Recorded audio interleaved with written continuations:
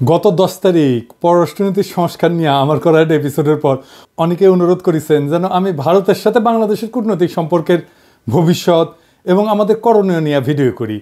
আপনারা জানেন আমার গুরু খলিল ভাই, উনিও আমাকে ইমেলে তার যে মতামত জানাইছেন সেইখানেও তিনি বলছিলেন যে ভারতের সাথে কূটনৈতিক সম্পর্ক নিয়ে আমি সেইখানে কথা বলি নাই আগের এপিসোডে। ভারতের কূটনীতি বোঝা কোনো জটিল বিষয় না, কিন্তু আমার বুবু কাটাল রানী হাসিনা এই সহজ বিষয়টাকে আমাদের কাছে জটিল করে তোলার চেষ্টা করেছেন। অবশ্যই এটা ভারতেরই বুদ্ধি। তিনি নাকি ভারতকে যা দিছেন তা তারা সারা জীবন মনে রাখবে, তাই না? হ্যাঁ, দেখেছেন তো কি দিছে আর আমরা কি পাইছি তা আজকে দেখব। এই ভিডিওটা শুধু আমাদের সরকারের জন্য না, কূটনীতিকদের জন্য না, বরং কৃষক, ছাত্র, জনতা সহ বাংলাদেশের সকল নাগরিকের জন্য গুরুত্বপূর্ণ। কেন? কারণ আমাদের একমাত্র শত্রু হইল ভারত। জি না, আমরা একা তাকে শত্রু জ্ঞান করি না, তারাও আমাদের শত্রু বলেই মনে করে। এই শত্রু খেলা তারাই শুরু করেছে, আমরা শুরু করি নাই। এটা আমার অনুমান না, আজকে প্রমাণ করব এবং সবাইরে জানাবো প্রমাণ সহকারে। না হইলে বিপ্লবকে ব্যর্থ করার যেসব চেষ্টা ভারত করবে তা মোকাবেলা করা আমাদের দিয়ে সম্ভব হবে না। গত 16 বছর হাসিনা যেভাবে আমাদের সরকারের সব দপ্তরে ভারতের স্থানীয় দালালদের ঢুকাইতেছে, তাতে আমাদের জন্য নতুন করে সব ঢেলে সাজানো ছাড়া কোনো গতি নাই। যাই হোক, অনেক কথা আছে, তাই চলেন প্রথমেই দেখে নিই ভারতের কূটনীতিক দর্শন কি বলে। তারা কিভাবে আমাদের দেশটাকে দেখে, তারা কিভাবে কূটনীতিকে দেখে, কূটনীতি তাদের কাছে কি। ভারতের কূটনীতিতে চাণক্য, কৌটিল্যকে তাদের মন্ত্রগুরু বলে মনে করে। এই কৌটিল্য হলো খ্রিস্টপূর্ব 300 শতাব্দীর দিকে ভারতবর্ষের রাজা চন্দ্রগুপ্ত মৌর্যের প্রধানমন্ত্রী। তিনি রাষ্ট্র পরিচালনার উপর একটা বই লিখেছিলেন, অর্থশাস্ত্র নামে। এই বইটা প্রায় দ্বাদশ শতাব্দী পর্যন্ত প্রাচীন ভারতে ব্যবহার করা হইতো। তবে ভারতে মুসলিম সাম্রাজ্যের বিস্তারের পর থেকে এই বইটা কেউ আর খুঁজে পায় নাই। মুসলমান শাসনকর্তারা ভারতের প্রাচীন ফিলোসফিকে জয় বাংলা করে দিছিল। যাই হোক, পরে 1905 সালে আবার সবার অজানা এই মাস্টারপিস ভারতের একজন কৃষক উদ্ধার করছিল এবং একজন সাধারণ ব্রিটিশ সেই বইটা ভারতে সংরক্ষণ করার ব্যবস্থা করে। আর বর্তমানে এই অর্থশাস্ত্র, কৌটিল্যের অর্থশাস্ত্র ভারতের প্রধানমন্ত্রী মোদী, পররাষ্ট্রমন্ত্রী জয়শঙ্কর থেকে শুরু করে অনেক নতুন পুরানো নেতার রাজনৈতিক আদর্শে পরিণত হয়েছে। ভারত আবার কৌটিল্য ইকোনমিক কনক্লেভ করার মাধ্যমে এই দর্শন সবার কাছে খাওয়াইতে চায়, দেখাতে চায় এটা আমাদের অরিজিনাল জিনিস, বুঝছাও। এটা ইন্টারেস্টিং গল্প বলি এই কৌটিল্য প্রসঙ্গে। চন্দ্রগুপ্ত মৌর্যকে কৌটিল্য মানে তার প্রাইম মিনিস্টার সামান্য পরিমাণে খাবারের সাথে একটু একটু করে আর্সেনিক মিশাই দিত, মানে সে বিষ যেটাকে বলে। কেন? উদ্দেশ্য ছিল যে একটু একটু করে বিষ খাওয়াইলে তার শরীরে বিষের বিরুদ্ধে একটা প্রতিরোধ ক্ষমতা গড়ে উঠবে, যাতে শত্রুরা তাকে বিষ প্রয়োগে হত্যা করতে না পারে। এটা কিন্তু খুব সাইন্টিফিক, কারণ আধুনিক চিকিৎসা বিজ্ঞানও মিথ্রিডাটিজম বলে একটা শব্দ আছে। এর মাধ্যমে অল্প অল্প মাত্রার বিষ গ্রহণ কইরা বিষের প্রতি প্রতিরোধ ক্ষমতা গড়ে তোলা সম্ভব। ঠিক যেভাবে অ্যান্টিবায়োটিক রেজিস্ট্যান্স হয় না ব্যাকটেরিয়ার, জীবাণুর, ওই রকম আর কি উঙ্কা। তো কথিত আছে যে একবার চন্দ্রগুপ্ত মৌর্যের রানী দুর্ঘটনাক্রমে ওই খাবারটা একটু খেয়ে ফেলে, আর্সেনিকযুক্ত খাবার। রানী তখন সন্তান সম্ভব ছিলেন, তো বিষের প্রভাব থেকে তার অনাগত সন্তানকে বাঁচানোর জন্য রানীর পেট চিরা কৌটিল্য শিশুকে বাইর করছিল। এটাই হইতেছে ইতিহাসের প্রথম সিজারিয়ান সেকশন, বুঝাও। এই ছেলের নাম হইতেছে বিন্দুসার। বিম্বিসার না আবার কলে বিন্দুসার।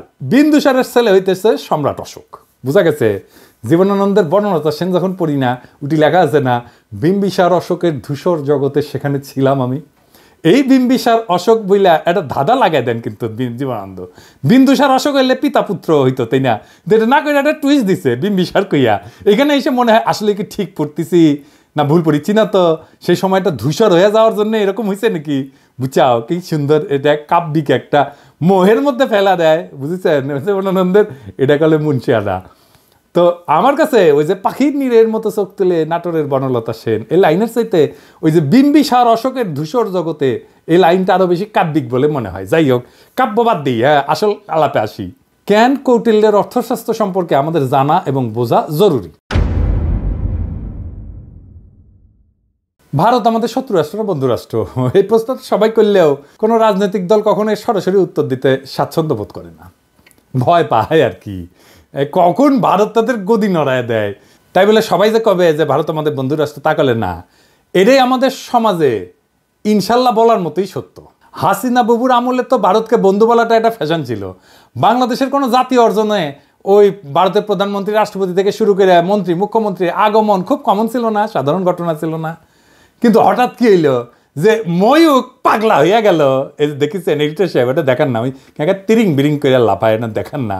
হোক কলে তারেক হেভি টাপাইছে, ওই যে গণ অধিকারের তারেক, বুঝাও তারেকের ভিডিওটা দেখা, তারেক কি কইছিল যে জামাতকে আপনার পাশাত কামড় দিছে, দেখান না ওইটা। আরে বাবর কে? বাবর কে? কে? বাবর ভারতের বাপ। হ্যাঁ, বাবর ভারতের বাপ। আর আচ্ছা ঠিক আছে, ঠিক আছে, সমস্যা কি বলেন তো? আমার আমার আমার আমার সমস্যা হচ্ছে জামাতি এবং জেহাদিরা। বন্ধ করতে পারবেন? কেন জামাতিরা আপনার পাশায় কামড় দিয়েছে বলেন? বিজেপির নেতারা উল্টা পাল্টা বলা শুরু করলো, এই দেখেন ভিডিও দেখেন। বাংলাদেশের সঙ্গে যুদ্ধ ভারতের কাছে তো কয়েকদিনের ব্যাপার নয়, কয়েক মিনিটেই ফয়সলা হয়ে যাবে। আমরা বড় ভাই হিসেবে চিমটি কাটছে, আঁচড় কাটছে, সহ্য করছি, তো বেড়া আমরা দেবই। বাংলাদেশের সীমান্তে কাঁটাতারের বেড়া বসানোর দরকার হইল, দেখেছেন? আরো কত কি। আসলে বাংলাদেশের সাথে ভারতের কোনো বন্ধুত্ব সম্পর্ক নাই, কখনো ছিল না। তবে ভালো সম্পর্ক আছে তার সেবাদাসী হাসিনা, তার দল আওয়ামী লীগের সাথে। আমাদের পররাষ্ট্র মন্ত্রণালয়ে যারা ভারতে কাজ করেছেন তারা সবাই জানেন যে ভারত আমাদের কতটা নিচু চোখে দেখে। যারা ঘুরতে গেছেন, চিকিৎসা নিতে গেছেন, তারা জানেন যে মুম্বাইতে তো বাংলাদেশের পাসপোর্টধারীদের তারা হোটেলে বুকিং পর্যন্ত দেয় না, দেখেছেন? হাসিনার আমলেও ভারত শুধু আমাদের থেকে সুবিধাই নিছে, কিচ্ছু দেয় নাই। ট্রানজিট নিছে, চট্টগ্রাম পোর্ট দিয়ে মালামাল পরিবহনের অনুমতি নিছে, বাংলাদেশকে ভারতের মনোপলিতে পরিণত করেছে, আমাদের সরকারি প্রতিষ্ঠানগুলোকে শেষ করে দিছে। বিনিময়ে আমরা কি ওই মুজিবের আমলে স্বাক্ষর করা ফারাক্কার ন্যায্য পানির হিস্সা পাইছি? পাই নাই। আমরা কি হাসিনার আমলে তিস্তা চুক্তি দিয়া পানির ন্যায্য হিস্সা পাইছি? পাই নাই। তার কারণ কি? কারণটা হইতেছে কৌটিল্যের একটা থিওরি আছে, mandala theory. Mandala Nelson Mandela না, মান্ডালা মন্ডো থিওরি আর কি। তার মানে কোন রাজার পাশের রাজ্য তার বন্ধু না, পাশের রাজ্য হইল তার বন্ধু, বুঝছা? হাও চলেন একবার ম্যাপ দেখে আসি। ভারতের আশেপাশে যত রাষ্ট্র আছে তার মধ্যে একমাত্র বাংলাদেশের সাথে তার কথিত বন্ধুত্ব ছিল, মানে একমাত্র সেবাদেশী হাসিনার মাধ্যমে সে বন্ধুত্ব ছিল। কিন্তু পাকিস্তান, নেপাল, ভুটান, শ্রীলঙ্কা, মালদ্বীপ, এমনকি মিয়ানমারের সাথে ভারতের অত ভালো সম্পর্ক না, তাই না? বন্ধুত্ব নাই। বাংলাদেশে ভারত প্রভু তার সেবাদাসী হাসিনাকে একটা সুষ্টি দিয়া বুঝ দিছে, ওই যে তো বন্ধু। এটাও আসলে একটা কৌটিল্য মতে ভারতের পররাষ্ট্রনীতির একটা অংশ কলে। এটা আমরা দেখমুনি, হাসিনা ফাসিনা কিছু না। এটা বোঝার জন্য চলেন দেখি কৌটিল্যের পররাষ্ট্রনীতিতে কি লেখা আছে। কৌটিল্যের পররাষ্ট্রনীতিকে বলে 6-fold পলিসি, মানে 6 স্তরের পলিসি। এটা একটা সংস্কৃত খটোমটো বাংলা আছে, ষটগুণ্য সিদ্ধান্ত। যাই হোক, আমি ইংলিশটাই কব, কারণ ইংলিশে কইলে তো ঠিকই কইছি, তাই না? তো যাই হোক, এই 6-fold পলিসি অনুযায়ী পররাষ্ট্রনীতি 6 ভাবে পরিচালনা করা যায়, 6 ভাবে, বুঝছাও? কি কি? শান্তি, যুদ্ধ, নিরপেক্ষতা, আগ্রাসন, জোট এবং দ্বৈত নীতি। হ্যাঁ, বুঝছাও? 6টা। তো প্রথম আলাপ হইতেছে শান্তি নিয়ে, মানে কৌটিল্যের শান্তি নীতি কি কূটনীতিতে। কৌটিল্য কয় যে একজন রাজা তখনই শান্তি স্থাপন করবে যখন সে দেখবে যে শত্রু রাজা তার ক্ষতি করার সামর্থ্য রাখে। তার মানে হইলো দৌড়ের উপরে রাখতে পারলে ভারত শান্তির কথা বলবে, বুঝছাও? 2001 সালে রৌমারিতে সীমান্তে আমাদের তৎকালীন বিডিআরের মাইরের কথা মনে আছে না? এডিটর সাহেব মাইর হবে, মাইরের সাউন্ড হবে, কেমনে তাদের বিএসএফকে আমাদের বিডিআর জওয়ানেরা দৌড়ের উপরে রাখিছিল, মনে আছে না? হ্যাঁ, তো তখন ভারতের অনেক সৈন্য মারা গেলেও ভারত কিন্তু আমাদের সাথে শান্তি স্থাপন করেছিল, কারণ তারা বুঝেছিল যে বাংলাদেশ তাদের দৌড়ের উপরে দাবরানির উপরে রাখতে পারে। তাইলে ইন্ডিয়ার সাথে শান্তি স্থাপনের একমাত্র পথ হইতেছে, একমাত্র রাস্তা হইতেছে ওরা দাবরানির উপরে রাখা। আরেকটা উদাহরণ দিই, 1962 সালে ইন্দো-চীন যুদ্ধে চীনা সেনারা ভারতের সেনাদের নাকানি জমিতে খাইছিল, একটা অংশ দখল করে নিয়েছিল। ভারত তখন দ্রুত নাকে খত দিয়া চীনের সাথে শান্তি স্থাপন করেছিল, কারণ ভারত জানতো যে চীনকে আক্রমণ করলে তাদের খবর আছে, বুঝেছাও? তার মানে ওরে যত দাবরানির উপরে রাখবেন ও শান্তি করে আপনার কাছে আসবে। 1 নাম্বার সূত্র কয়া দিলাম।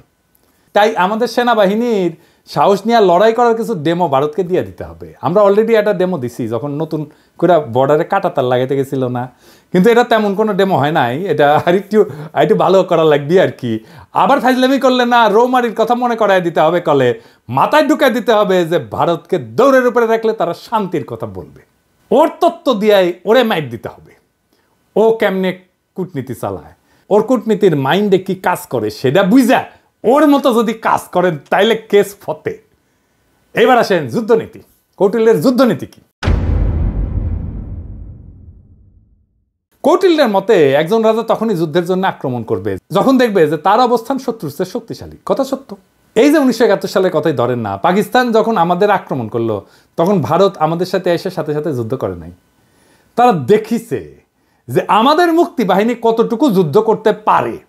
যখন মুক্তি বাহিনী আমাদের পাইরা ফেলাইছে না পাকিস্তানি বাহিনীদের, যখন দেখেছে যে মূল কাম সাইরা ফেলাইছে, তখন 3রা ডিসেম্বর 71 সালের মুক্তিযুদ্ধের শেষের মাত্র 13 দিন আগে যৌথ কমান্ড গঠন করিয়া মুক্তিযোদ্ধাদের ক্রেডিট নিয়া বাংলাদেশকে স্বাধীন করিয়া দেওয়ার ক্রেডিট নিয়ে নিছে। বুঝছাও?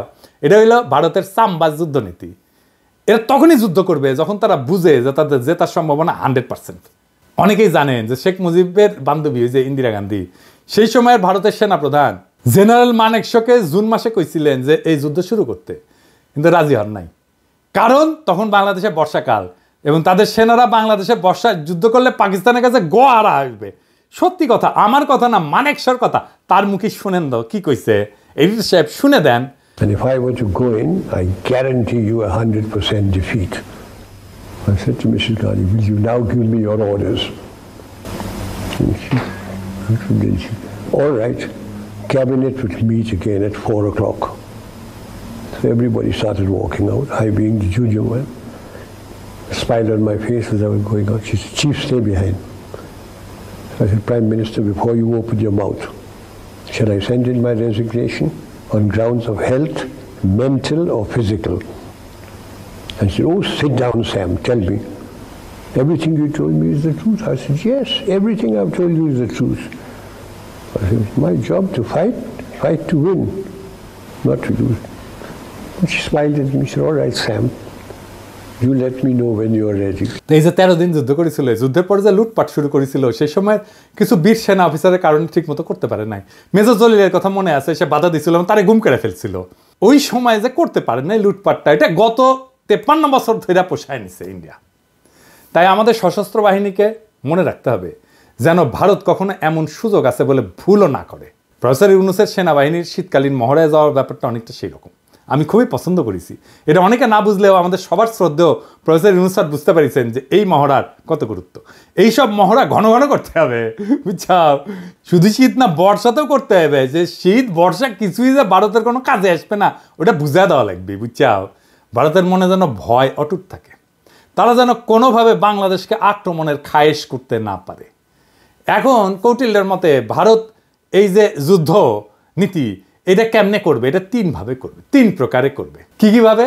এটা হইতেছে সরাসরি যুদ্ধ, এটা হইতেছে গোপন যুদ্ধ, কিছু কথা থাক না গোপন, আর এটা হইতেছে অঘোষিত যুদ্ধ, মানে ঘোষণা না দিয়া যুদ্ধ, বুঝছাও? ভারত আমাদের সাথে সরাসরি যুদ্ধে যাবি না, ওই সাহসী নাই। ওই যে বুঝিছে না, এখানকার পোলা পাইন এবং বন্দুকের সামনে বুক পাইতা দেয়, তারপরে নড়ে না। তো এর সাথে যুদ্ধ করা যায়।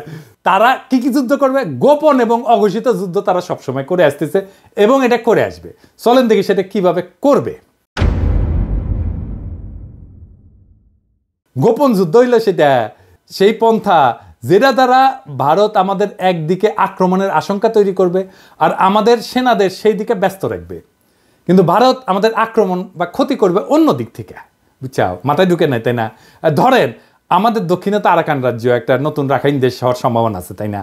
ভারত রাখাইন দেশকে দিয়া বাংলাদেশের নাপ নদী সংলগ্ন বর্ডারে উত্তেজনা তৈরি করবে, আর আমরা যখন ওই দিকে সামলাইতে ব্যস্ত হয়ে যাব তখন উত্তরবঙ্গ বা অন্য কোনো বর্ডার দিয়া সে আক্রমণ করার চেষ্টা করবে। এটা বুঝতে ভারতের ওই হকার সাংবাদিক ময়ূক রঞ্জনের একটা ভিডিও দেখি, চলেন। সে কইতেছে যে বাংলাদেশের চিকেন নেক নিয়ে নিলে ভারত ফেনী দখল করিয়া চট্টগ্রামকে আলাদা করে দিবে। শুনেন। এটিকে বলা হয় বাংলাদেশের চিকেন স্নেক। বাংলাদেশের এই চিকেন স্নেক অবরুদ্ধ করতে ভারতের সময় লাগবে 5 মিনিট। বাংলাদেশের চিকেন স্নেক এটা যদি কাট অফ করে দেওয়া হয় তাহলে গোটা বাংলাদেশের ভূখণ্ডের সাথে চট্টগ্রামের কোনো সম্পর্ক থাকবে না। এই ফেনীটা যদি কোনোভাবে কাট অফ হয়ে যায় বা দখল হয়ে যায় বা অবরুদ্ধ হয়ে যায়, গোটা বাংলাদেশের এত বড়, এত জেলা সহ যে বাংলাদেশ, সেই বাংলাদেশ থেকে কাট অফ হয়ে যাবে চট্টগ্রাম। এবার এটা মৌলবাদীদের কি করে লোকে বোঝাবে? অর্থাৎ ভারত আমাদের চট্টগ্রামের ভয় দেখাইতেছে যেন আমরা এদিক নিয়ে ব্যস্ত হইয়া যাই আর ভারত আমাদের অন্যদিকে দেয়, বুঝাও। কিন্তু সেই প্ল্যান তো আজকে ফাঁস করে দিলাম, তাই না? এবার চলেন অঘোষিত যুদ্ধ কেমনে ভারত করবে। এটা আসলে ভারতের সবচেয়ে পছন্দের যুদ্ধ, বুঝছাও। এই যুদ্ধে তারা তাদের সরকারি এজেন্ট, ধর্মীয় এজেন্টদের ব্যবহার করবে। তারা এই কাজ শুরুই করে দিছে। সরকারি চাকরিতে ভারতের দালালদের দিয়া অস্থিরতা তৈরি করেছে, ক্যাডারে ক্যাডারে দ্বন্দ্ব করেছে। এইটা প্রফেসর ইউনূসের সরকারকে কাজ করতে না দেওয়ার একটা কুবুদ্ধি। তাই আমি আগেও বলছি, এখনো বলি, ক্যাডারে ক্যাডারে দ্বন্দ্বের সমাধান করা জরুরি। এই ক্ষেত্রে কোনো কথা শোনা যাবে না, কঠোর হইতে হবে। যারা এই দ্বন্দ্ব ধৈর্য রাখতে চায় ওরা ভারতের দালাল। সবার অধিকার এবং প্রাপ্যতায় সাম্য দরকার। তারপর যদি আমলারা যদি কাজ ঠিক মতো না করে তাহলে পাছায় লাথি দিয়া চাকরি থেকে বের করে দেন। আমি গত ভিডিওতে তো পররাষ্ট্র অফিসারদের সুযোগ সুবিধার কথা কইছিলাম, তাই না? প্রশাসন ক্যাডার মনে হয় আমার উপর মাইন্ড করেছে যে দাদা তো ওদের কথা কইলে আমাদের কথা কিছুই কয় নাই। হ্যাঁ, এবার বুঝেন কেন বলছি। যতদিন ক্যাডার ক্যাডার দ্বন্দ্ব থাকবে ততদিন আমাদের সার্বভৌমত্ব ভারতের আগ্রাসী নীতির হাতে পরাজিত হওয়ার সম্ভাবনা থাকবে। এটা তো আমরা হতে দেবো না, তাই না? তবে সুযোগ সুবিধা পাওয়ার পর আমার কূটনীতিক সহ 25 ক্যাডারের ভাই বোনেরা যদি কাজ না করেন আর ভারতের চামচামি না ছাড়েন তাইলে আপনাদের কলে খবর আছে, কইয়া দিলাম, বুঝছেন? আমি যখন ধরি না তখন কিন্তু কচ্ছপের কামড় দিয়া ধরি। আর একটা উদাহরণ দিই, ওই যে চিন্ময় প্রভুপাদের কথা মনে আছে না? ওরে দিয়া ভারত সুন্দর একটা গেম সাজাইছিল কলে, যেন হিন্দুরা এই সরকারের বিপক্ষে কাজ করে। সাথে ভারতের কিছু বেতনভোগ বাংলাদেশি দালালও ছিল, ওই যে প্রথম আলো, তার দিল্লি স্টার, এটা আছেই। কিন্তু ইউনূস স্যার সেই ওগেরে আসার মেরে দিচ্ছে ভালো করিয়া। একইভাবে দিল্লির সাতপন্থীদের দিয়া ধর্মপ্রাণ মুসলমান তাবলিগের সদস্যের মধ্যে মারামারি সৃষ্টি করছেন, সেটাও আমরা সামলাইছি কলে। এইরকম আরও আসবে, কিন্তু এখন আর লাভ হবে না, কারণ সবাই বুঝে গেছে যে ভারত কিভাবে এই কাজটা করে বা করবে। এইটা ভারতের অনেক প্রিয় মেথড, কিন্তু প্রিয় পদ্ধতি। ভারত আগেও তাই করেছে। 1975 সালে শেখ মুজিব জয় বাংলা করে দেওয়ার পরে ভারত আমাদের পার্বত্য চট্টগ্রাম এলাকায় শান্তি বাহিনীকে ফান্ড করেছিল, ট্রেনিং দিছে, তারপরে অশান্তি সৃষ্টি করেছে। আর এই হারামজাদা কাদের সিদ্দিকি ওরে আশ্রয় দিচ্ছে। আদের সিদ্দিকি তার বাহিনী নিয়ে বাংলাদেশের ভিতরে আসে আক্রমণ করিত, এবং কাদের সিদ্দিকির বাহিনীর সাথে আমাদের সেনাবাহিনীর যুদ্ধ হইতো। কিন্তু অনেকে গলে বীরুত্তম খেতাবও পাইছে, এবং আমাদের অনেক অফিসার মারা গেছে, সৈনিক মারা গেছে। আর এই হারামজাদা রাজনীতি করিচ্ছে, ওর তো এখন জেলে থাকা উচিত। আবার দেখেন, ওই যে শেখ মুজিব জয় বাংলা হওয়ার পরে যে শান্তি বাহিনীকে ফান্ড করেছিল না ইন্ডিয়া, আবার যখন কাঁঠাল রানী 1996-তে ক্ষমতা এসেছে তখন ইন্ডিয়া আবার ওই সমস্যার সমাধান করে দিছে 1997 সালে, যেন আওয়ামী লীগ বাহবা পায় আর বাংলাদেশ তাদের হুকুমের দাসী হাসিনা দ্বারা পরিচালিত হয়। একই কাজ তারা শ্রীলঙ্কায় করেছে তামিল হিন্দুদের নিয়ে, নেপালে করেছে মাওবাদীদের নিয়ে, পাকিস্তানে বেলুচিস্তানে একই গল্প। বাংলাদেশে যেন তারা এই কাজ করতে না পারে সেই দিকে লক্ষ্য রাখতে হবে। বর্ণ, গোত্র, ধর্ম নিয়ে যারা লাভ দেবে, ঝামেলা করার চেষ্টা করবে, ইসলামকে বাংলাদেশে বিতর্কিত করার চেষ্টা করবে, এরা সবাই ভারতের দালাল, এটা মাথায় রাখতে হবে। এবার দেখি কৌটিল্যের নিরপেক্ষতা কূটনীতি কি। কৌটিল্য কাছে যদি কোনো রাজা মনে করে যে তার শত্রু রাষ্ট্রের ক্ষমতা তার সমান এবং এই ক্ষমতার সাম্য তাদের পারস্পরিক ক্ষতি হইতে বিরত রাখে, তবে রাজা সেই রাজ্যের প্রতি নিরপেক্ষ থাকে। মজার কথা, মানে হইল ভারত যদি মনে করে বাংলাদেশ তাদেরকে জয় বাংলা করে দিতে পারে যে কোনো সময়, তাইলে ভারত আমাদের সাথে নিরপেক্ষ আচরণ করার সিদ্ধান্ত নেবে। এই ধরেন 5ই আগস্টের পর আমরা যখন ইলিশ দেওয়া বন্ধ করেছিলাম তখন ভারতের বাহাদুরি কিন্তু শেষ হয়ে গেছিল। তো ওরা তখন আমাদেরকে তেল দিয়া, কালারানির প্রতি প্রেম কিছুটা বিসর্জন দিয়া আমাদের থেকে ইলিশ নিচ্ছে, আমরা দিছি। যদিও এই সিদ্ধান্তটা আমাদের অনেকে পছন্দ হয় নাই, কেননা আমরা সেই সিদ্ধান্ত বুঝে নিছি কিনা জানি না। তবে এখন এইসব চাল আমাদের বুদ্ধি করে চলতে হবে। ভারতকে বুঝাই দিতে হবে যে 1971 সালে আমাদের সহায়তা করার প্রতিদান অনেক গুণে আমরা দিছি, এখন আমরা আমাদের ন্যায্য পাওনা আদায় না করে আপনাদের কিছু দিব না। আর একটা উদাহরণ দিই, 2008 সালে যখন মুম্বাইতে আক্রমণ হয় না, ওই যে তার দায় কলে ভারত পাকিস্তানকে দিছিল, অনেক হম্বিতম্বি করেছিল, কিন্তু তারা পাকিস্তানে কোনো সামরিক আক্রমণ চালায় নাই। এর কারণ হইল পাকিস্তান একটা নিউক্লিয়ার শক্তি, ওরে আক্রমণ করলে ভারত জয় বাংলা হয়ে যাবে, এটা ভারত বুঝে, তাই তারা হাক ডাক দিয়া চুপ ছিল। বুঝা গেছে ব্যাপারটা? শক্তিতে সমান সমান টক্কর দিতে হবে, টক্কর দেওয়ার ক্ষমতা, আমার টক্কর দেওয়ার ক্ষমতা আছে, এইটা বুঝাই দিতে হবে। এবার আসেন কৌটিল্যের আগ্রাসন নীতি। কৌটিল্যের দর্শন মোতাবেক একজন রাজা যখন নিজের শক্তি বৃদ্ধি করে তখন সে শত্রু রাজ্যকে আক্রমণের প্রস্তুতি নেয়। এটা কিন্তু ভারত খুবই মানে হইল যে এটা ভারতের পছন্দের একটা মেথড, এইভাবে সে মাপে অন্যরে। এই যে ধরেন রৌমারির কথা, 2001 সালে রৌমারিতে ভারতের সেনারা আমাদের জয় বাংলা হওয়ার পরে ভারত কিন্তু চুপ ছিল, কারণ আগেই বলছি এরপর আমাদের বুবু যখন 2008-এ 1/11-এর নকশা ক্ষমতা আসে, তার কয়েকদিনের মাথায় ভারতের প্রতিশোধ নেয় বিডিআরে হত্যাকাণ্ড কইরা, 57 জন সেনা অফিসারকে হত্যা কইরা। শুধু তাই না, বিডিআরের গৌরবময় ইতিহাস যেন বাংলাদেশে না থাকে, তাই তারা কাঁঠাল রানীকে দিয়ে নাম পরিবর্তন কইরা বিজিবি বানায়, পোশাক বদলায়। দেখেন হাসিনার দাসত্ব। আমরা যেহেতু এটা এখন বুঝে গেছি, আমরা আবার বিডিআরকে তার আসল নামে ফেরত নিয়ে যাব। বিডিআর নামে পরিচিত হবে, তাদের আধুনিক অস্ত্র দেব, ফেরায় দেব তাদের গৌরবের ইউনিফর্ম। এই নাম শুনলে আর ইউনিফর্ম দেখলে ভারতের 2001 সালের কথা মনে থাকবে, আর পাতলা পায়খানা হয়ে যাবে। এইটা আমাদের প্রথম কৌশল। দেখেন ভারতের সেনাপ্রধানের বক্তব্য। I am in touch with the chief of Bangladesh during the time of when this changeover took place. I was in constant touch with him, and even thereafter in November 24 we had a video conference also. As far as the military cooperation is concerned, is again going up in the same way. Our officers have moved there for the NDC also. There is no let up on that side. The only thing is, as far as the joint exercise which is carried out, because of the situation as of now, that we have postponed for some time, and as and when the situation improves, that exercise will also go on. When we talk about the relationship we should talk about when there is an elected government. So as of now, the relationship is with the military is well and perfect. 5 আগস্টের পর 5 মাস হয়ে গেল, ভারত তার কোনো মন্ত্রী বা সংস্থা প্রধান কখনো এই ধরনের কথা বলে নাই। আমি আমার আগের ভিডিওতে বলছিলাম যে ভারতের প্ল্যান মোতাবেক সব চলতেছে, এবং এই প্ল্যান মোতাবেক চালাইতেছে ভারতের আরেক সেবাদাস ওয়াকার। আমার কথা অনেকেই বিশ্বাস করেন নাই, অনেকেই আমাকে কইছেন ওয়াকার একটা বিপ্লবের শক্তি। এখন দেখেছেন তো, এখন দেখেন ভারতের সেনা প্রধান বলে তার সাথে নাকি অন্তর্বর্তীকালীন সরকার গঠনের পুরা সময় জেনারেল ওয়াকারের সাথে যোগাযোগ ছিল। অর্থাৎ ওয়াকার সাহেব যখন রাজনৈতিক নেতাদের নিয়ে অন্তর্বর্তীকালীন সরকার গঠনের চেষ্টা করতেছিলেন, তখন তিনি নিয়মিত ভারতের সেনা প্রধানের সাথে যোগাযোগ রাখতেছিলেন। রাষ্ট্রদ্রোহী কাজ করছেন তিনি। ওয়াকার সাহেব হয় আপনি বিপ্লবের স্পিরিট ধরতে পারেন নাই এবং হাসিনার আমলের অভ্যাস 2 দিনে ছাড়তে পারেন নাই, অথবা আপনাকে ভারতের সেনাপ্রধান ফাঁসাইয়া দিছে যাতে বাংলাদেশের সেনাবাহিনীর সর্বোচ্চ নেতৃত্ব বিপ্লবের বিপক্ষে কাজ করতেছে, এইটা জনমনে ছড়ায় দেওয়া যায়। এইটা বাংলাদেশকে এবং বাংলাদেশের মানুষের মনোবল ধ্বংস করার চেষ্টা। এভাবেই গত 5 মাস ভারত নিজেদের কৌশল ঠিক করেছে এবং বাংলাদেশের সকল মানুষকে এটা বোঝানোর চেষ্টা করতেছে যে ভারত এখনো আমাদের প্রভু। এবং এইটা বোঝানোর জন্য তাদের প্রথম টার্গেট আমাদের হাসিনা বাবুর ফুফাতো বোনের জামাই সেনাপ্রধান ওয়াকার সাহেব। আমি অবাক হই যে সমস্ত সেনা সদর বা আন্তঃবাহিনী জনসংযোগ পরিদপ্তর এই নিয়ে কোনো কথা বলেন নাই, আর ভারতের দালাল বাঙ্গুয়েলিটারা বৈশাখী নিজেদের দেখতেছে আর নিজেদের হারানো প্রভাব পুনরুদ্ধারের স্বপ্ন দেখতেছে। প্রথম আলো গং এখন এইগুলা নিয়ে পুরা গল্প বানাবে ফায়াজ করিমের মতো। এইসব বাংলাদেশ বিরোধী ভারতীয় এজেন্টদের যেখানে দেখবেন সেখানেই এদেরকে জয় বাংলা কইরা দিতে হবে। এখন দেখেছেন তো জেনারেলদের বাসায় হাসিনার লোক, আওয়ামী লীগের লোকেরা লুকে আছে, দেখেছেন? ফ্ল্যাট মালিক কে? ফ্ল্যাট মালিক হচ্ছে মাহবুব সামর চৌধুরী, মেজর জেনারেল। জি। উনি এখন বর্তমানে কোথায় আছে? উনি এসএসএফ আছে। এসএসএফ আছে, ডিজি। জি।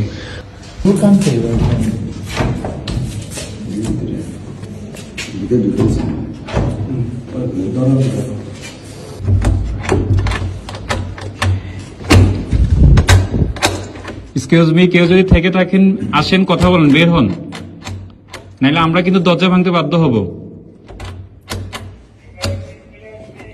আপনারা যদি ভিতরে কেউ থেকে থাকেন একটু কাইন্ডলি একটু কোঅপারেট করে বের হন, নাইলে আমরা কিন্তু দরজা ভাঙতে ইয়া করবো।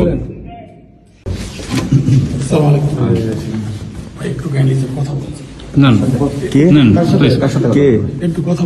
বলেন কে? ভাই আমি তো স্যার আসলে সামনে আসেন, সামনে আসেন, সমস্যা নাই। বাকিগুলো লোক বলেন। মহিলা বন্ধ করে আপনি প্রশ্ন দিলেন।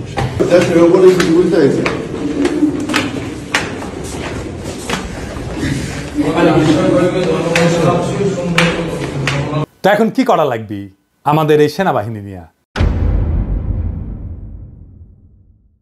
এর মধ্যে আমাদের সামরিক সক্ষমতা এমনভাবে উন্নীত করতে হবে যেন ভারত আমাদের ভয় পায়। ভারতের সামরিক শক্তি আমরা জানি, সেটা ওয়াকার সাহেবও জানেন। সামরিক বিষয়ে তাই এখানে বলতে চাই না, আমার সাথে যোগাযোগ করলে পরামর্শ দিয়ে দিব। তবে এটা বলতে পারি, আমাদের সশস্ত্র বাহিনীকে নতুন নতুন আধুনিক যুদ্ধ বিমান, ট্যাঙ্ক, যুদ্ধ সরঞ্জাম কিনতে হবে। মাঝে মাঝে সে সমস্ত মাল দিয়া একটু প্রশিক্ষণ করে তো ফুটাতে টুটাতে হবে আর কি, বুঝছাও। আর বলিছি এটা সাইবার ব্রিগেড করতে হবে আমাদের শক্তিশালী, তাইলে আমাদের পাতলা পায়খানা চলতে থাকবে। ভারত কিন্তু ফ্রান্স থেকে রাফেল কিনেছে, রাশিয়া থেকে কিনেছে সুখোই যুদ্ধ বিমান। আমাদের তো রাশিয়া ফ্রান্সের সাথে সম্পর্ক ভালো, যুক্তরাষ্ট্রের সাথেও ভালো, তুরস্কও আছে। ভারত এতদিন আমাদের আধুনিক যুদ্ধ সরঞ্জাম কেনার ব্যাপারে ভেটো দিয়ে আসছে করলে, এখন বুঝতে পারিছেন তো কেন তারা ভেটো দেয়? এই কূটনীতির কারণে, কারণ ওরা চায় আমরা যেন সমরে শক্তিশালী হইতে না পারি এবং তাদের সেবা দাসী হিসেবে থেকে যায়। এরপরে আসেন কৌটিল্যের কূটনীতিতে জোট নীতি কি। কৌটিল্য বলে দিছে যে যখন রাজায় যুদ্ধ করবে না তখন সে অন্য শক্তিশালী রাজ্যের সাথে জোট গঠন করবে এবং নিজেকে সেই শক্তিশালী রাজার হাত থেকে নিরাপদ রাখবে। ভারত কিন্তু এই কামটাও ঠিক মতো করে, মানে কৌটিল্যকে মাইনে চলে আর কি। এই যেমন ধরেন ভারতের সামরিক সহযোগিতার সম্পর্ক আছে রাশিয়া, ইসরায়েল আর যুক্তরাষ্ট্রের সাথে। এই 3 দেশ চাইলে যে কোনো সময় ভারতকে জয় বাংলা করিয়া দিতে পারে। আবার লক্ষ্য করলে দেখবেন যে এই 3 দেশের সাথে যাদের শত্রুতা, ভারত কিন্তু তাদেরকে শত্রু মনে করে। এই 3 দেশের কমন শত্রু হইল মুসলিম দেশগুলা। ভারত এদের সাথে সন্ধি করার মানে হইল ভারত এদের সাথে মিলা মুসলিম বিরোধী শক্তি গঠন করতে চায়। ভারত এইসব দেশ থেকে সমরাস্ত্র কেনে, এদের সাথে মিলিটারি তথ্য আদান প্রদান করে। আমরা হয়তো ইসরায়েলের সাথে সম্পর্ক করতে না পারলেও বাকি 2 দেশের সাথে পারবো, সেই অবস্থা আমাদের আছে। আবার কাঁঠাল রানী যেইভাবে আমেরিকার সাথে সম্পর্ক খারাপ করেছিল, তাতে এটা পরিষ্কার যে হাসিনা ভারতের নীল নকশা বাস্তবায়ন করেছে যেন বাংলাদেশের সাথে আমেরিকার সম্পর্ক ভালো না থাকে। আমরা এদের সাথে সম্পর্কের পাশাপাশি চীন, পাকিস্তান, সৌদি আরব, ইরান, তুরস্কের সাথে সামরিক সম্পর্ক তৈরি করব। এরা কেউ ভারতের সাথে সন্ধি করবে না, কিন্তু আমাদেরকে এরা ভালোবাসে, ঠিক কিনা বলেন? আমাদের সাথে সন্ধি করবে। এই সন্ধিগুলা হইলে তখন দেখবেন যে জয়শঙ্কর বাবাজি আর অজিত দোভাল কিভাবে দৌড়ের উপরে থাকে। আমাদের সামরিক কেনাকাটাগুলা আমরা এইসব দেশ থেকে করব। আর আমেরিকা, রাশিয়াকে সাথে নিতে হবে। এরা কিন্তু হিসাবি দেশ, এদের থেকে সমরাস্ত্র না কিনলে এরা আপনাকে কোনো সাপোর্ট দিবে না। ভারতে রাফায়েল আছে, আমরা F-16 কিনতে পারি। আবার ফ্রান্সের রাফায়েল অথবা রাশিয়ার সুখোই কিংবা চীনের চেংদু J-10 চার্লি কিনতে পারি, তাই না? তবে ফ্রান্সের রাফায়েল কিনলে আমি এনে খুশি হমনি, তাই না? আমাকে এত আশ্রয় দিছে না ফ্রান্সের সরকার, ওদের কিছু করা লাগে না, আমাদের তো একটা দায়িত্ব আছে, কি বলেন? তো রাফায়েল কিনলে পিনাকি দাদা খুশি হয়ে যাবে নি, বুঝছাও? তো শুনেন, কেনা লাগবি না এখনই, খালি কেনার আলাপ শুরু করে দেন, দেখবেন ভারতের সীমান্তে কাঁটাতার বসানো থেমে যাবে। আমি গ্যারান্টি দিচ্ছি, লিখে দিচ্ছি, না হইলে আমার এসে কইেন। আলাপ শুরু করেন খালি, দেখেন তাদের রাষ্ট্রদূতের দৌড়াদৌড়ি শুরু করে দেবে ওই দেশে। তখন ওরাও ভারতকে তাদের ব্যবসার মধ্যে না আসার পরামর্শ দিয়ে বসায় দিবে। পাকিস্তানে আমাদের সামরিক কর্মকর্তাদের সফরে একটা ভালো সংবাদ শুনলাম, তাদের থেকে J-71 যুদ্ধ বিমান কেনার আলাপ চলতেছে। বাংলাদেশ কিনলে তারা খুশি হবে। দক্ষিণ এশিয়াতে ভারত একটা সিপায় থাকবে। এইবার আসেন কৌটিল্যের দ্বৈত নীতি, এই জিনিসটা আবার কি? এটা সবচেয়ে মজার থিওরি। এইটার মধ্যে একজন রাজা একই সময় একজনের সাথে যুদ্ধ আর একজনের সাথে সন্ধি, বুঝছাও? মানে হইলো ভারত একসাথে 2টা যুদ্ধ করতে পারবে না, করবেও না, কখনোই না। দেখবেন যখন পাকিস্তানের সাথে যুদ্ধ খেলে তখন অন্য কারোর সাথে সেই খেলা দেখায় না। গত 16 বছর তো আওয়ামী লীগ ভারতকে বাম্পার সুবিধা করে দিছিল। বাংলাদেশ তো তাদের দখলেই ছিল, তাই না? ভারত নিশ্চিন্তে অন্যদের সাথে ঝামেলা করে গেছে। এখন তো সেই মজা আর নাই। এখন আমরা ভারতের শত্রু সকল দেশের সাথে আলাদা আলাদা করে সম্পর্ক তৈরি করব। আধুনিক বিশ্ব ব্যবস্থায় সম্পর্কের অন্যতম মাধ্যম হইল ব্যবসা এবং বাণিজ্য, এই সম্পর্ক জোরদার করা। এবার আসেন আমাদের ভারত নীতি কেমন হবে, কি দিয়ে আমরা ভারতকে সাইজ করতে পারবো, ওরা দৌড়ের উপরে রাখতে পারবো, প্রত্যেক দিন দাবরানির উপরে রাখতে পারবো। এটা আমাদের জানা দরকার না? আসেন দেখি। অনেকে মনে করে আমরা ছোট দেশ, ভারত ছাড়া আমরা চলতে পারবো না। আরামজাদা, চলতে পারি কিনা তুই দেখ আমাদের দায়িত্ব দিয়ে দেখ পারি কিনা। আমি প্রফেসর ইউনূসকে কইব যে আপনি অনতিবিলম্বে সার্কের কার্যক্রম চালু করেন। দরকার হলে বাংলাদেশ সম্মেলনের ডাক দিবে, আয়োজন করবে, এতে সকল দেশের সাথে বাংলাদেশের সম্পর্ক উন্নত হবে। ভারত আসতে যাবে না জানি, কারণ তারা পাকিস্তানের সাথে এক টেবিলে আলোচনায় বসবে না। আমাদেরকেই সুযোগটা নিতে হবে। এই জন্যেই আমরা ভারতকে ছাড়াই সার্কের কাজ শুরু করব। দক্ষিণ এশিয়াতে ভারতের মহাজনগিরি ছুটাই দিতে হবে। দক্ষিণ এশিয়াতে পাত্তা না পেলে ভারতকে আর কোনো দেশই পাত্তা দিবে না। ভারত নিজেদের অনেক বড় হ্যাডম ভাবে। দেখেন তাদের পররাষ্ট্রমন্ত্রী কি বলে। I think I'm 1/5 of the world's population. I am today the 5th or 6th largest economy in the world. I mean, forget the history, civilization bit, everybody knows that. But I think I'm entitled to have my own side, I'm entitled to weigh my own interests, make my own choices. And my choices will not be cynical and transactional, but they will be a balance of my values and my interests. There is no country in the world which disregards its interests. SAARC চালু হইলে দেখবেন ভারতের পায়জামা ঢিলা হয়ে গেছে, ওর ফিতা খুঁজে পাচ্ছে না। সাথে আমরা অবজারভার হিসেবে নিব চীন, রাখাইন, এইসব দেশকে, তারা খুশি হবে। আফগানিস্তানকে নিব, রোহিঙ্গা সমস্যার সমাধানে নতুন গতি আসবে। আর ইন্ডিয়াকে আমরা বাস দিতেই থাকবো। আগে কইছিলাম যে ভারত তার কোনো প্রতিবেশী দেশকে বন্ধু মনে করে না। আমরা ভারতকে বন্ধু মনে করার কোনো ঠেকা নাই আছে, ওরাই তো মনে করে না। আমাদের ভুলে গেলে চলবে না যে আমরা 18 কোটি মানুষের একটা বাজার, পৃথিবীর 8ম বৃহত্তম বাজার, আমাদের ক্রয় ক্ষমতা বিশ্বে 25তম।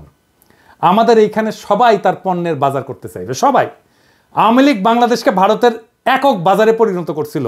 বিগত 5 বছরে, বিশেষ করে কোভিডের পর ভারত থেকে আমাদের আমদানি কতটা বাড়িছে দেখেছেন? দেখেন, শুধু 2022 সালে ভারত থেকে বাংলাদেশ আমদানি করেছিল $14 বিলিয়ন, আর যেখানে বাংলাদেশ থেকে ভারত আমদানি করেছিল মাত্র $2 বিলিয়ন। মানে হইল হাসিনা বাংলাদেশের টাকায় ভারতের কোভিড থেকে হওয়া ক্ষয়ক্ষতি মিটানোর ঠিকানি ছিল। না হলে ভারতের এত দুঃখ কারণ দেখি না। ভারতের সাথে আমাদের ব্যালেন্স অফ ট্রেড হবে সমান সমান, লাগলে আমাদের পক্ষে বেশি হবে, কারণ ভারতের জনগোষ্ঠী আমাদের 10 গুণ। আমরা যা ভারত থেকে কিনবো, ভারতের আমাদের 10 গুণ কিনতে হবে আমাদের কাছ থেকে। ভারত আমাদের থেকে সমান সমান আমদানি না করলে আমরা ভারত থেকে পণ্য আমদানি বন্ধ রাখবো। ভারত থেকে আমরা সবচেয়ে বেশি আমদানি করি তেল, তুলা, পশুখাদ্য, মোটরযান ইত্যাদি। এইগুলো আমাদের নিকটবর্তী দেশগুলো থেকে সহজে আমদানি করা সম্ভব। আমরা এই সেক্টরগুলোতে চোখ রাখবো, আর এই সেক্টরগুলোতে ভারত থেকে আমদানি বন্ধ না করা হইলে আমরা দরকার হলে রাস্তায় নামবো, আবার সংগ্রাম করব। মেসেজ ক্লিয়ার, ভারতের একচেটিয়া আমদানি বাদ, লাগলে চীন থেকে আমদানি হবে, লাগলে রাশিয়া থেকে আমদানি হবে। ওদের সাথে ব্যালেন্স অফ ট্রেডের অবস্থা ভালো না, তবে ভারতের শত্রু আমাদের বন্ধু হইতেই পারে। আর আমাদের সাথে ফাজলামি করলে আমরা চীনকে দিয়ে ভারতের কান চুলকাইতে পারবো। তখন ভারত বুঝবে যে কৌটিল্য আমরাও বুঝে গেছি, বুঝছাও। আর বুঝেছেন তো, আমি তো কইছিলাম যে রাশিয়া থেকে ট্রাক কেনা লাগবে। এই যে দেখেছেন না ট্রাক কত সুন্দর, দেখেছেন? রাশিয়া থেকে ট্রাক কেনেন, ইন্ডিয়ার ট্রাক দিয়ে কি করবেন? দেখেছেন, মুখে হাসি ফুটেছে। এই যে আমার ক্ষুদ্র ভাতারা খুশি হয়ে গেছে রাশিয়ার ট্রাক দিকে। তা আমাদের ভারত নীতি খুব সোজা। 1971-এর পর থেকে আওয়ামী লীগ যে চুক্তি করেছে ওইগুলো আমাদের পুনর্বিবেচনা করতে হবে। ভারত যদি কোনো চুক্তি না মানে তাহলে আমরা সব চুক্তি বাতিল করে দেব। ভারত বাংলাদেশের 64টা অভিন্ন নদীর একটা নদীতে যদি ঠিক মতো পানি না আসে তাহলে ভারতের ট্রানজিট বন্ধ করে দেওয়া হবে। সীমান্তে ওদের শাকসবজি কাঁচামাল যেন পয়সা নষ্ট হয়ে যায়। একবার এই কাজ করে দেখবেন ভারত কিভাবে সোজা হয়ে থাকে। আমরা যেভাবে হাসিনার রেমিটেন্স বন্ধ করে দিছিলাম না, ঠিক সেইভাবে ভারতের বাংলাদেশ থেকে উপরি কামাই যদি বন্ধ করে দেন তাহলে দেখবেন ওই সোজা। ভারতে কেউ শপিং করবেন না, ভারতে কেউ চিকিৎসা করতে যাবেন না। ভারতের টিভি চ্যানেল বাংলাদেশে চালানো হলে বাংলাদেশের টিভি চ্যানেলগুলো ভারতে চালাতে দিতে হবে। আমাদের টিভি চ্যানেল টাকা দিয়ে কিনতে হবে ওদের। এই বাজার হারানোর ভয় ভারতের মধ্যে ঢুকলেই দেখবেন সব ঝরঝরা। সেদিন দেখলাম বাংলাদেশ সরকার ভারত থেকে 1137 কোটি টাকার ডিজেল কিনবে বলে সিদ্ধান্ত নিচ্ছে। কি আর করবো, কি আর বলবো, বুঝতে পারছি না। জুলাই বিপ্লবের পরে আমাদের প্রায় 2000 ছাত্রছাত্রী পান হারাইলো ভারতের সেবাদাসী হাসিনার পুলিশের গুলিতে। এখন আমাদের ডিজেল কেনার জন্য আর ভারত ছাড়া কারোর চোখে পড়ে না। তো এই জ্বালানি উপদেষ্টার সাথে আমার অনেক বন্ধু বান্ধব ওনারা সম্মান টন্মান করে, সেজন্য কিছু কইছিলাম না এতদিন। কিন্তু বুঝেন জ্বালানি উপদেষ্টা সাহেব, কামটা আপনি খুব খারাপ করেছেন। আপনারা ওয়ার্নিং দিলাম, ডিজেল কেনার জায়গা পান না আপনি। হ্যাঁ, আরও তো 6টা দেশ থেকে তো ডিজেল তেল কিনতেছেন। এই যে দেখেন তো ওই 6 দেশ থেকে ডিজেল কেনা যেত না কেন? ভারত থেকে তেল কেনার দরকার পড়লো। কুরকুরানিটা কই? জ্বালানি উপদেষ্টা সাহেব, আপনাকে জাতির সামনে এই প্রশ্নের উত্তর দিতে হবে। সামে সিকোনে প্রচুর কাম করিচ্ছেন কলে, নাইলে বিপ্লবী জনতা আপনাকে কেন বিশ্বাস করবে? ইউনূস স্যার, আপনি কি এই ব্যাপারে জানেন? নাকি বিএনপির সাথে সমঝোতা হওয়ার পর এখন বিএনপির চাপে আপনারা এই সিদ্ধান্ত নিতেছেন? নিলে জানান, আমরা তো আছি। যেই দল গত 10 বছরে মুরগির ক্ষোভ থেকে বাইরে হতে পারে নাই, সেই দল এখন নিজেদের জুলাই আন্দোলনের মাস্টার মাইন্ড বলে, আবার ক্ষমতা আসার জন্য ভারতের সাথে আতাত করে যেন ভারতের প্রভুত্ব বাংলাদেশে টিকে থাকে। এমনিতে আপনাদের জনসমর্থন কেমন এটা তো বুঝতে পারছেন। মানে ওই দলকে কইতেছি যে আসতে চায় ক্ষমতায়, তারপরে যদি ভারতের দাস হিসেবে পরিচিত পান তাহলে ক্ষমতা আসলেও সে ক্ষমতা ধরে রাখতে পারবেন না। হাসিনারে নামাইতে যদি 36 দিন লাগে, আপনারা 36 ঘন্টায় নামায় দেওয়া যাবে। খুব সাবধান, এটা ইন্টারনেটের যুগ, উন্নত প্রযুক্তির দুনিয়ায়, কিন্তু সরকার চালানোর অভিজ্ঞতা আপনাদের নাই। আমরা জানি কিভাবে কি করতে হয়, আপনাদের চেয়ে আমরা অনেক ধাপ আগে। আমাদের সাথে পরামর্শ করেন, নইলে কি করতে গিয়ে কি খায়া ফিরে আসবেন তা কিন্তু বুঝবার পারবেন না। ভারতে আমাদের সব কাজ স্লো করে দিতে হবে, দূতাবাসে আমাদের লোকের সংখ্যা কমায় দিতে হবে। পররাষ্ট্র উপদেষ্টা এই জিনিসটা ভালো করে খেয়াল রাখবেন, ওই লোক দিয়ে আমাদের আসন্ন বন্ধু দেশের মিশনগুলোকে শক্তিশালী করেন। ভারত আমাদেরকে ভিসা না দিলে আমরা ভিসা দিব না, আমাদের দূতাবাসে আক্রমণ করলে আমরা ওদের শান্তিতে থাকতে দেবো না। ইউনুস স্যার তো ভদ্র মানুষ, আপনি না পেলে আমাদেরকে বলবেন, আমার ক্ষুদ্র ভাতা এবং ভগিনীরা ভারতের পাশে আগুন ধরায় দিবে, লাগলে জায়গা মতো আগুন ধরায় দেব। আমাদের কোনো সরকারি কর্মকর্তা ভারতে প্রশিক্ষণে যাবে না। কেন যাবে না জানেন? আসেন বলি। কারণ এইসব প্রশিক্ষণ দেওয়া এতদিন ভারত আমাদের সব অফিসারদের প্রোফাইল বানিয়েছে, বুঝছেন? তাদের কার কি পছন্দ অপছন্দ, কারে পয়সা দিলে হবে, কারে মেয়ে ধরাই দিতে হবে, তা সব জানে এবং এই কাজ করেছেও। কিন্তু এই যে সানিউল কাদের দেখেছেন না, ধরা খেয়েছিল, তারা ইউএনএদেরকে ডিসিদেরকে নিয়ে গেছে দেরাদুনে, কূটনীতিকদেরকে পড়াইছে দিল্লিতে। তাই আমাদের সরকারি অফিসারদের বিশেষ করে যারা ভারতে প্রশিক্ষণ নিছে তাদের শুদ্ধি পরীক্ষা নিতে হবে, এবং এরা সব কয়টা বিক্রি হয়ে গেছে। আমাদের অফিসাররা ভারতে প্রশিক্ষণে গেলে তাদের অফিসারদেরকেও আসতে হবে এখানে। এটা অবশ্য ফরেন সার্ভিস একাডেমি করে, তবে এইটা আরও বেশি করা দরকার। ভারতের অফিসারদের প্রোফাইল তৈরি করতে হবে, এবং এর একই সাথে আমাদের চরিত্র ঢিলা অফিসারগুলো আছে না, ওদের আপাতত কাজ করা বা পদায়ন থেকে বিরত রাখতে হবে। নইলে তারপর 2 পেগ মেয়েরা আবার হোয়াটসঅ্যাপে ফ্যান খুলে দিবে, ভারত সেই সমস্ত ছবি জোগাড় করে তাদের দিয়ে গুপ্তচরগিরি করাইবে, বুঝছো? এটা ওদের একটা পলিসি করে। এখন আপনারা যেহেতু ভদ্রলোক, সেই জন্যে সুশীল, সেই জন্যে আপনারা ওদেরকে দূরে রাখেন যাদের চরিত্র ঢিলা। আমি যদি ফরেন মিনিস্টার হইলাম ইনি, তাইলে ওই হানি ট্র্যাপ ফেলা ইন্ডিয়ার মায়াগরে তাদের ডাবল প্রমোশন দিলাম ইনি। ইন্ডিয়া হানি ট্র্যাপে ফেলানো ছাড়া আর কিছু পারে না। তাই তাদের এই হানি ট্র্যাপ আইডিয়ারে জয় বাংলা করে দিতে হবে। যখন কইতে পারবেন পারলে আরও পাঠা, তোর দেশে মায়েরা আমার কাছে আসে কেন, তুই পারিস না তো আমি তোরে সাহায্য করতেছি, আরও পেটে দিস বান্দা হাজি, সেই দিন তাদের এই অস্ত্র আর কাজ করবে না। তাদের দর্শন, তাদের ফিলোসফি তাদের বিরুদ্ধে প্রয়োগ করা লাগবে। তখন কইবেন যে পিনাকি যা কইছিল তার কতটা সত্যি, যদিও পিনাকি বাংলাত কছে, বগুড়ার ভাষাত কছে, তাও কলে এটা সত্য কইছে। তাই ভারতে আমাদের সকল সরকারি কর্মকর্তার ট্রেনিং বন্ধ, একেবারে ফুল স্টপ। এবার আসেন শেষ কথা। পররাষ্ট্রনীতিতে শেষ কথা বলে কিছু নাই। এক দেশ নিয়ে পলিসি করাটাও বিপজ্জনক। এক দেশের সাথে সম্পর্ক স্থাপন করা শুধু সেই 2 দেশের ব্যাপার না, অনেক বিষয় মাথায় রাখতে হয়। তবে ভারত যেহেতু স্পেশালভাবে আমাদের গত 53 বছর লুট করে গেছে, তাই আমাদের এখন সময় আসছে ভারতকে নিয়ে ভাবার, নতুন কইরা পলিসি তৈরি করার। কৌটিল্য ভারতের আইডিওলজিক্যাল গুরু কলে, তবে এমন গুরু ওদের অনেক আছে, কিন্তু কৌটিল্যের ব্যাপারটা একটু আলাদা। তাই ইউনুস স্যারকে আমি বলবো, আপনাদের সব সরকারি কর্মকর্তাদের কৌটিল্য পড়ান, বই পড়তে বলেন, পরীক্ষা নেন। ভারত যেভাবে আমাদেরকে সাইকোলজিক্যালি করাপ্ট করেছে না, আমরা এখন ওদের সাইকোলজি শিখবো তাদেরকে করাপ্ট করার জন্যে। আজকেই আর ফল আসবে না, কারণ সরকারে তাদের অনেক গোপন সেবাদাসী আছে। তবে এইভাবে আগাইলে আশা করা যায় আমরা 5-10 বছরের মধ্যে আমাদের হারানো মেরুদণ্ড আবার ফিরে পাবো। আর আওয়ামী লীগ হইল ভারতের দাস, দেশের শত্রু। এটা আজ আবার প্রমাণ করলাম, এটা দর্শন দিয়া করলাম। এইবার অনেকে তো বলে যে পিনাকি না বুঝেই বলে, তাদের জন্য সমালোচনার আহ্বান রইল। ভারতের পররাষ্ট্রনীতি আমি যেভাবে খুলে দেখাই দিলাম, এটার বাইরে কোনো কথা আছে কিনা। ভারত নিয়ে যে দালালি করবে তাদের কলে খবর আছে। আপনারা সরকারি পদ্ধতি সামলান, আর আমি তাদের স্থায়ী সেবাদাসী প্রথম আলো আর ডেইলি স্টার দেখতেছি। এরাই মিডিয়াতে উল্টাপাল্টা লিখবে, মানুষকে ভারতের মুখাপেক্ষী করতে সব চেষ্টা করবে। আগাম কইয়া দিলাম আপনাদের প্ল্যান চেষ্টা করে দেখেন, ফাল দিলে কলে খপ করে ধরবো, ধরে ফেলামো। জিয়াফতে এখন লোক হচ্ছে ক্যাঙ্কা, দেখেছেন? আজকে আয়োজিত হতে যাচ্ছে সামাজিক জিয়াফত। এই জিয়াফতের উদ্দেশ্য হলো শহীদ পরিবার, আহত সহযোদ্ধা এবং ছাত্র জনতাকে সম্মান জানানো। এই জিয়াফতে 5000-এর অধিক মানুষকে গরু জবাই করে খাওয়ানোর ব্যবস্থা করা হয়েছে। আমরা যদি চারপাশটা একটু দেখাই, আপনারা এই পাশটায় দেখেন কি পরিমাণ মানুষ এখানে স্বেচ্ছায় এসে উপস্থিত হয়েছে। তাদের উপস্থিতি প্রমাণ করে শহীদদের প্রতি সাধারণ মানুষের এবং আহতদের প্রতি সাধারণ মানুষের ভালোবাসা এবং আবেগ কতটা বেশি। বাড়ির সামনে কলে গরু ফেলামু আর জবদমু, গরু ফেলামু আর জবদমু, কাইন্দা কলে কুল পাবেন না। তখন আবার কয়েন না সাবধান করি নাই। ইনকিলাব জিন্দাবাদ।